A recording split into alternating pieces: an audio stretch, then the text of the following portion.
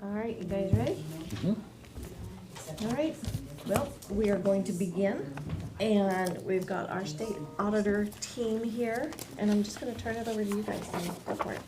Yes, thank you. Yeah, we understand you called a special meeting just for us to share the audit results, so you're eager to receive them, and we're also eager to wrap up the audit for you at this point. So our goal today is just to walk through the audit work we did, tell you about the results we have, share some recommendations we have on improving your operations.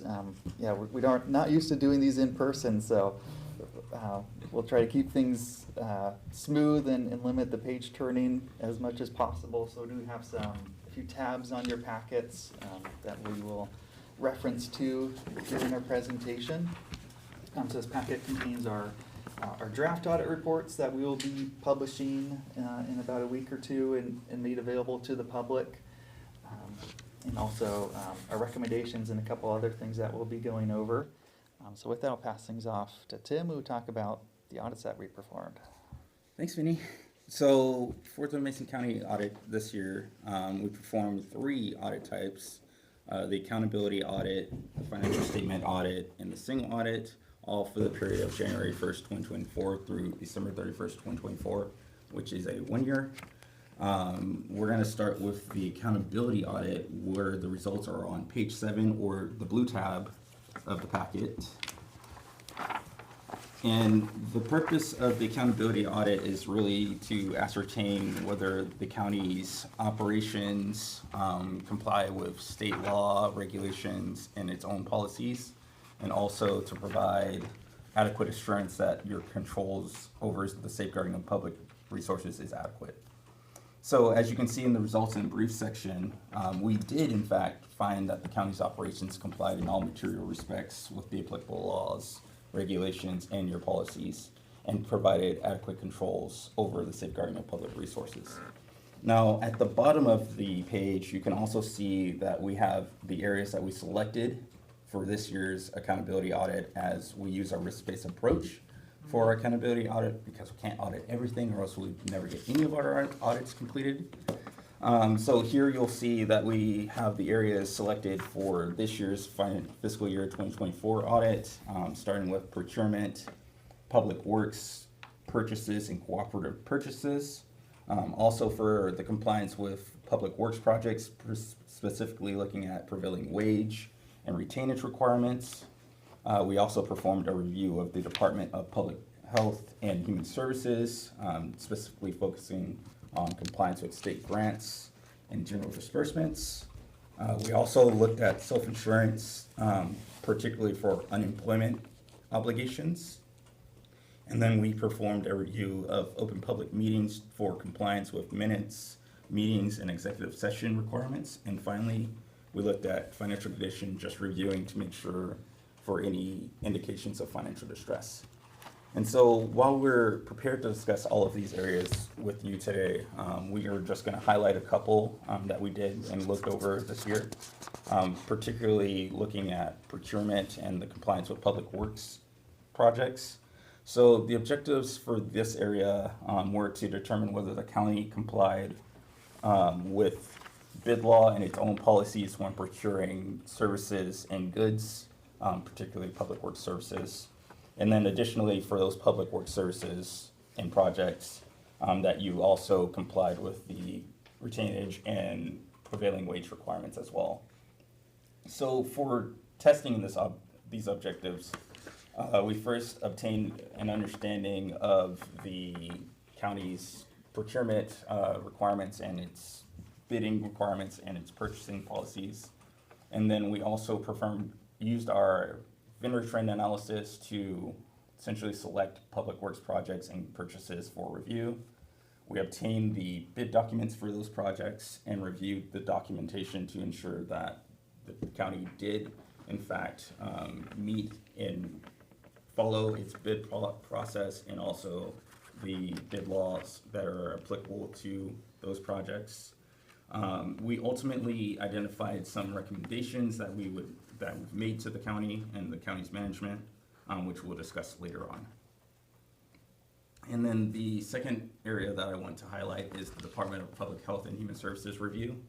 So the objective of this area was to determine whether the department had adequate internal controls to ensure that the safeguarding of public resources in regards to state grant expenditures were adequate, and also to ensure compliance with the state grants as well as their contracts. So to test this objective, we gained an understanding of the department's internal control process, or the process that it follows to ensure compliance with the state grant and contracts. And then we also selected disbursements under those state grants to test for allowability and support. And through that testing, we ultimately determined that the department's internal controls were adequate for ensuring compliance with their state grants and that the expenditures were allowable. So those are the two areas that I really want to highlight. In summary, this is a clean audit result for an accountability audit. And so I wanted to ask if there are any questions about the accountability audit or any of the areas that we looked at this year. Nope. All right. Well, then I will move forward and talk about the other audits that we've done and completed. So that's page 7 for the greenish tab. We're gonna start with the financial statement audit. And the objective of the financial statement audit is really to issue an opinion as to whether the information included in the financial statements can be relied upon to make decisions. And so you can see on this page, on page 14, that we issued an unmodified opinion on the fair presentation of the county's financial statements in accordance with its regulatory basis of accounting. Separately, we also have to issue an adverse opinion on the fair presentation with regards to the presentation to GAAP. This is required when an entity is essentially preparing their financial statements in using an accounting basis that's other than GAAP. It's required for any of our it's required by our AICPA.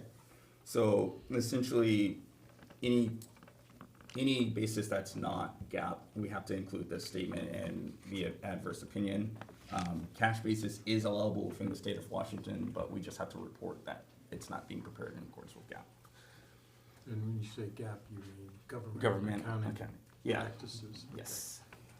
Just to be clear, there's a lot of acronyms that get thrown around. Yeah, that would be like the full accrual accounting that typically only larger counties do, because they have enough administrative staff to perform it. But the majority of governments in Washington are cash basis. Because of its simplicity. Yeah, because it's less of an administrative burden, and we've done a bunch of outreach with like bond rating agencies, so they all know to look for it. So we haven't heard of anyone having issues brought up because we're giving two opinions. We just have to, because that's the standard. Yeah, and it's allowable from the state of Washington to report on cash basis. So our audits also are conducted in accordance with governmental audit standards, and these standards require us to gain an understanding of the county's internal controls, or the process that it goes through to prepare the financial statements for audit. And if we are, through our audit process, aware of any weaknesses or concerns that affect the presentation of the financial statements, we're required to report on that. As you can see in the section under financial statements, you'll see that we didn't identify any deficiencies in the design or operation of the internal controls. We also are required to consider compliance with applicable laws, regulations, contracts, grant agreements, where the non-compliance of which could also affect the fair presentation of the financial statements. And again, we didn't identify any instances of non-compliance through our review of the financial statements. So all in all, this is a clean audit opinion as well. And then in relation to the financial statement audit, we also wanted to ensure that there were no material misstatements identified during the course of the audit, and there were not any uncorrected misstatements that remained uncorrected in the audited financial statements as well. And then finally, as part of the financial statement audit, we are required to evaluate the possibility that management may be able to circumvent controls in the financial preparation system. We are pleased to report that we didn't identify any instances where management circumvented those controls. So all in all, in summary for the financial statement audit, another clean opinion. There were not any large issues. We did have a recommendation that we communicated to management through the exit item handout. But other than that, there were no other items or issues identified through the financial statement audit. Are there any questions about the financial statement audit before I move on to this single? Perfect. So moving into the federal grant compliance or the single audit, the objective of this particular audit is to ascertain whether the county materially complied with the requirements of receiving federal funding. And as such, you can see at the very bottom of the page that we issued an unmodified opinion on the county's compliance with requirements applicable to its major federal program, which provides assurance that the county did in fact expend the funds in accordance with their intended purpose, and the requirements have been largely followed. So you'll see on this page as well that essentially our audits are also conducted in accordance with government or uniform guidance, and that requires us to gain an understanding of the county's process that it goes through to ensure compliance with federal grant compliance or requirements. And again, we're required to report if there's any issues, weaknesses, or concerns that could or did result in significant noncompliance. For this particular audit, we did identify deficiencies that we consider to be material weaknesses and are required to report, which will be resulting in a finding that we'll be discussing during this presentation. So on page 15, you'll see that we have our identification of major federal programs section. We essentially, for our audits, single audits, select enough federal grant programs to satisfy coverage requirements set by federal guidelines. That's 20% for a low risk entity, 40% for a normal risk entity. The county is a normal risk entity, so we have to get enough coverage for 40%. So we selected the coronavirus state and local fiscal recovery funds, which makes up 48% of the county's total federal grant expenditures for the year. So as I alluded to earlier, we did issue a finding for this particular grant program, which is detailed on the next page. Page 16. So for the single audit, we identified concerns during the single audit, which will be included as this audit finding. We'll walk through the finding and address any questions that you have. So as you can see by the title, this finding is over the federal suspension and debarment requirements. Included on this finding is a background pertaining to the coronavirus state and local fiscal recovery funds and the county's involvement in that program, specifically identifying that the county expended in total $5,001,839 through this program. It also highlights the importance of establishing a control system to ensure compliance with the requirements of this program, and in particular talks about the requirements pertaining to suspension and debarment and the importance of those requirements. So the description of the condition outlines kind of essentially the result that our audit identified, which is that the county did not follow its suspension and debarment process in verifying contractors it pays more than $25,000, resulting in us identifying that one of the 6 contractors that we tested was not identified to be suspended or debarred before purchasing from them by the county. And so we consider that deficiency in internal controls to be a material weakness that led to material noncompliance. So we identified the cause of this condition to be that the county experienced turnover among key staff responsible for this particular control system, and current staff were not able to locate the documentation to demonstrate compliance with the federal suspension and debarment requirements. And through that, the effect is really that one of the contractors that it paid in federal funds, in total $25,702, they were not verified to be suspended or debarred before contracting. And so without that control system in place, the county increases its risk that they may be providing funding to an ineligible party that cannot participate in federal funding. And as such, those expenditures would be unallowable. And they would be funds that the awarding agency may request repayment of or collect on. So through that, there's the risk to the county as far as this particular issue. We did identify that the county was able to subsequently verify that the contractor was in fact not suspended or debarred. So we're not questioning these costs. And so with that, we are recommending, as you can see on page 18, that the county strengthen its internal controls to verify that all contractors that pays $25,000 or more, all or in part with federal funding, that you're ensuring that they're not suspended or barred from participating in federal programs, and then also maintaining documentation to demonstrate that compliance. And so we've also included the county's response to this finding in our remarks, as well as the applicable laws and regulations. Are there any questions about the finding or any of the reporting? We want to make sure that somebody hasn't been suspended.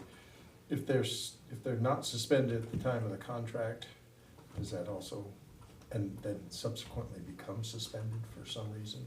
Is that an issue that we have to be concerned with? As far as the audit goes, the expectation is checking it before you're entering into a contract or paying any vendor. I'm not aware of like a regular a requirement to like regularly follow up on them. I think kind of as a best practice, it is to check annually. But from an audit standpoint, it's the focus is on. And I imagine it's because essentially as part of the contract, you have those termination clauses in there. So like if they become suspended, you're probably going to be terminating that contract. But before then, you don't have that. So you have to check essentially for suspension and debarment in order to ensure, hey, they're not suspended already, so we can do business with them. Thank you. Yeah, and the grant name may look unfamiliar, but this is your ARPA money, which is being spent by multiple departments. So it's a difficult kind of administrative challenge to keep track of all the spending that's taking place. So this one just seemed just to slip through the county's control process and was just over that $25,000 threshold. So Yeah, this is one of our more common issues for federal grants. So to clarify for myself on this, we're not saying that they were suspended or disbarred or anything like that. That isn't the issue. That they were found to be okay and clean when you did check them out. We had a turnover at the time, so you looked back to see if we just took the step to check and see if they were. But we're still not sure if we actually did, because we just didn't produce proof that it happened. It still could have happened, but because that person wasn't there. Okay, I just wanted, for my own self, to see how Yeah, that's take that in. That's in part why we're including that you maintain documentation as well, as part of the improvement to the control. Okay. Any other questions? I also wanted to direct your attention to the next page on page 20, which includes the summary schedule of prior audit findings. So this is really to report on the findings that were reported on in the prior audit and the status of the county's corrective action to address those findings. We had one financial statement finding last year, which you can see on page 20, and then the single audit finding on page 21. I wanted to allude to this finding as well because you'll see that it's partially corrected, because it's also over suspension and debarment, and given the finding this year, you can't say it's fully corrected. There's still a little bit of work to be done to address it fully. So this will be included in the report as well. And then finally, on page 35, the bold tab, that is where you will find the county's corrective action plan to address this year's finding. So you'll see that this will be included in our audit report as well. It outlines kind of the county's plan for addressing the finding and its anticipated completion date of those corrective actions. So all in all, for the single federal grant compliance audit. It's a clean audit opinion despite the finding. It's still a clean audit opinion. We'll be saying that it's unmodified.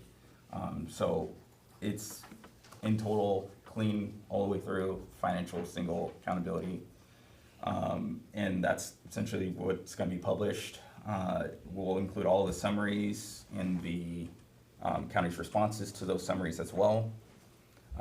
Are there any questions about any of the reporting so far?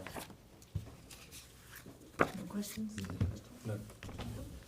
And I'm going to direct everyone back to the front page for just a moment. So I wanted to first extend some thank yous and highlights to the county staff and their professionalism and their essentially approach to the audit. They were very cooperative. I never felt that I was asking too much of them. They were very helpful all the way through. Everyone here has been instrumental in completing the audit, and I'm thankful for that. It made the audit process a very smooth process without any heartache or trouble. And I'm thankful that you guys worked with me on this one. So thank you very much. And then with that, while it says recommendations not included in the audit report, we did include them in this packet, this exit item handout, which we provided to management for their consideration.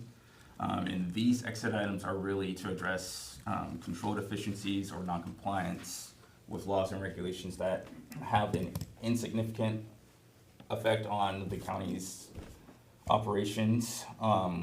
We essentially provide these as kind of housekeeping items to address, to prevent them from becoming worse issues. So as you can see at the very end of your packet on page 42 to 43, we've included the exit item handout that we provide to management. This has a number of items on it, 4 in total, but we wanted to really kind of focus on one of the items, which is the OPMA compliance. So one of the things that we do as part of every accountability audit is we perform this OPMA review. We essentially take the county's minutes and we go through and review to make sure that they are complying with all OPMA requirements and that the minutes are complete. So as part of this, we identified that there was a town hall style event, which included discussion from one county commissioner, while another was attending passively, and they were receiving information passively. Through our review of the OPMA requirements in this meeting, we essentially identified that while the event didn't violate OPMA requirements, it, as far as what constitutes a meeting per state law, it was essentially kind of a borderline event, particularly because if the other commissioner had discussed anything at that meeting, it would then become a meeting by state law standards. So while having a quorum at the event alone does not violate the OPMA law, it would be a best practice to follow OPMA requirements if there is a quorum attending an event, just to safeguard the county from any violations, potential violations. So as a best practice, we are recommending that the county consider strengthening the internal controls over its processes for ensuring compliance with OPMA. And then also that we recommend that the county consider dedicating some resources and training to provide adequate resources and to understand and comply with the requirements as well. So we also have some other items on here that we're not planning to discuss, but we are prepared to. But are there any questions about any of these items? I do on that one. So the Attorney General, you guys all have different stuff you say when it comes to that. Now, when it's been announced to the public that they're gonna be there and that will occur, that has always been considered the legal ability to be able to conduct that type of business. That no votes are taken, but it's announced up there at the podium that it's going to happen beforehand, and then it's open to the public. Has that changed? Is that what you're saying, or? Well, it was our understanding that notice wasn't given out for that. meeting, and that it wasn't advertised as a potential. Okay, so I don't know which one we're talking, which meeting, but the one I was thinking of in my head, I know that it was announced. It was in August of Yeah, the one this that, year. yeah, the one at the hub was announced, so I don't know if that's the one you're talking about, so we'll have to check that, but no, that one was announced. Usually we're pretty good. Actually, yeah, we did pretty well at that. So then it is correct, what the Attorney General had told us in the past, as long as it was announced to the public, it was still okay then. But if we had not announced it, or announced after the fact, it could have been a problem. Okay, I just wanted to double check that, because if it's changed or I'm wrong, that was the beautiful thing about taking classes from both of you. You both had different opinions on that stuff. And even they admit we're not sure which one it is unless you go through the court of law. It is, yeah, not everything's really clear, because I guess everything would have to be settled in court, and there's not, every case is pretty unique. So we kind of err on the side of caution of giving notice and letting people know ahead of time so that they have the opportunity to go. And yeah, in this particular meeting, it was our understanding that like it wasn't advertised beforehand. You know, it can be, you know, if an announcement's given like at the time a meeting's happening, that doesn't really give No, a chance for people we to. do it up here at We should do the, it. if it's that one, I don't even know if that's the one we're talking about, but we do it up here at the podium, usually well before the 24 hours. There's been time in the past where, because it wasn't noticed, for myself example, I got up and walked out because you don't even want to be there at that point if you're taking information, because even taking information can be considered an action, which, you know, is why we get up and walk out if we didn't at least announce beforehand. Yeah, so, yeah, in those cases, we still recommend, you know, written notice is issued, like posted on your website if that's something you regularly do. Yeah, kind of to go beyond announcing it at a meeting, we'd still recommend having it in writing somewhere. Yeah. I suppose in the future, we could take our calendars and have staff put something out, but it is kept in record and they do look at our meetings. They actually attend and watch them, or watch them. I'm alone over there in the corner. He has his own that he puts out to top it off. Diedrich. Yeah, and that's essentially what we're saying as a best practice, just to kind of like a reminder, just to make sure that, you know, you are considering these items as in these events as fully as you can in accordance with OPMA. Agree. So, That's good as a reminder. I appreciate that. any questions about any of the other items on the exit item handout? No No? questions? Yeah, it does look like, yeah, we generally don't share those low-level exit items, but since one of them involved the board, we figured we'd share it with you and go over it. As far as that, anything else? And then, as I mentioned earlier, and it's reported here on this front page as well, we didn't identify any material misstatements with the financial statements, no undercorrected items still on the audited financial statements.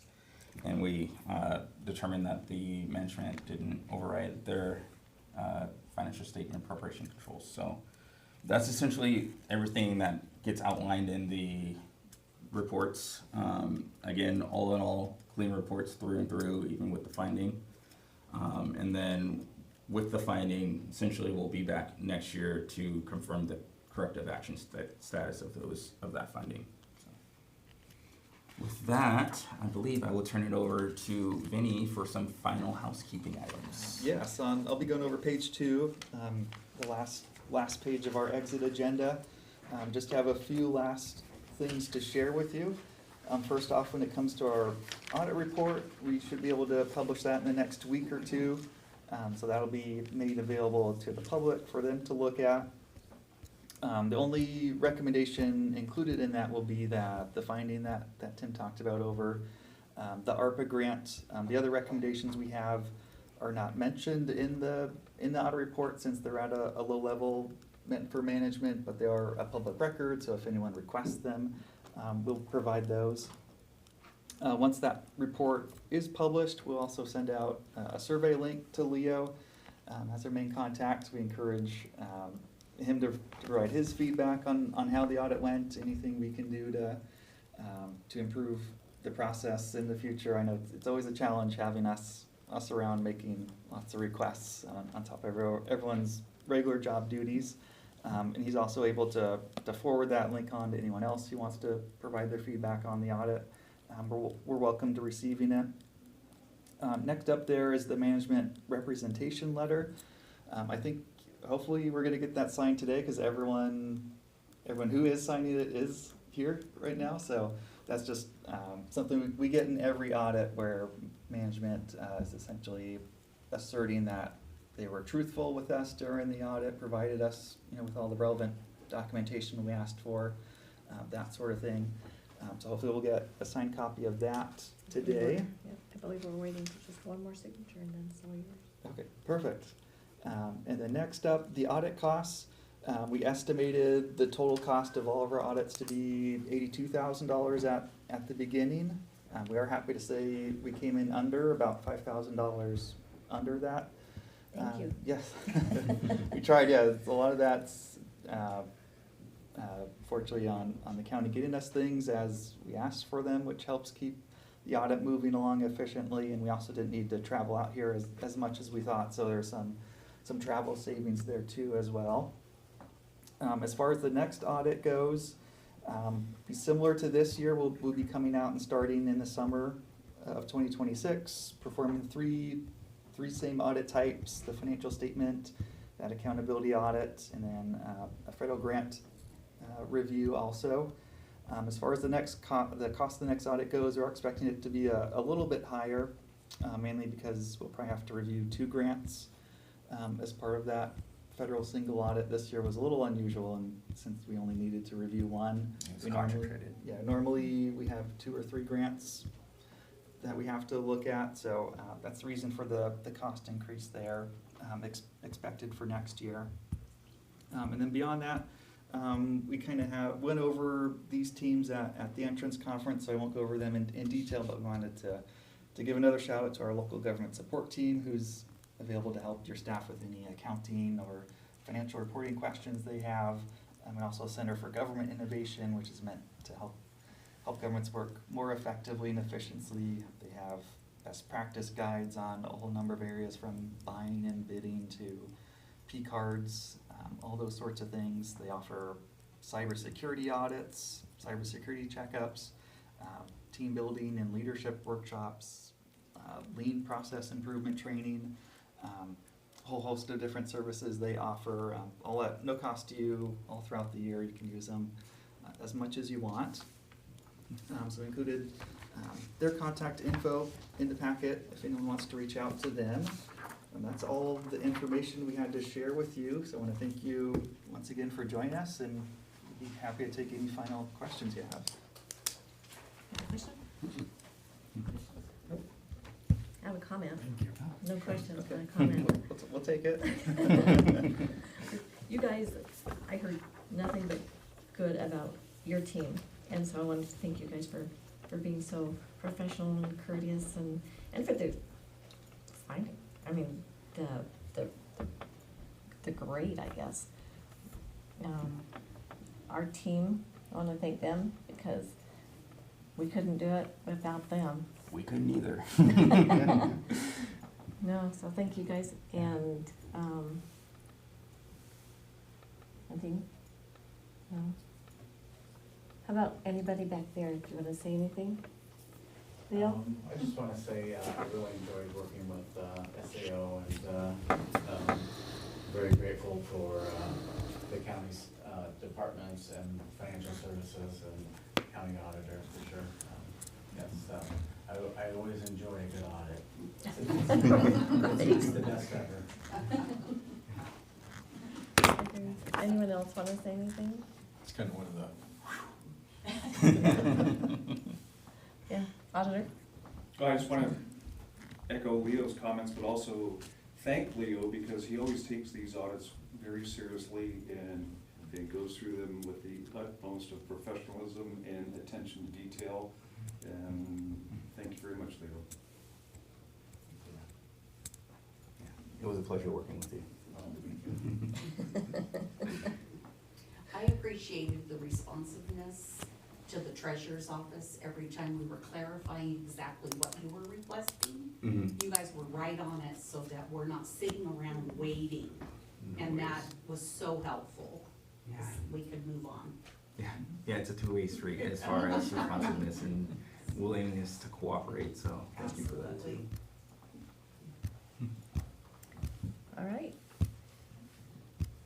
Well, if we have Thank you nothing very else, we can end this meeting. Madam Chair, I move we adjourn. We're adjourned. Merry Christmas. Merry Happy Christmas. holidays. Christmas. I hope your stuff arrives.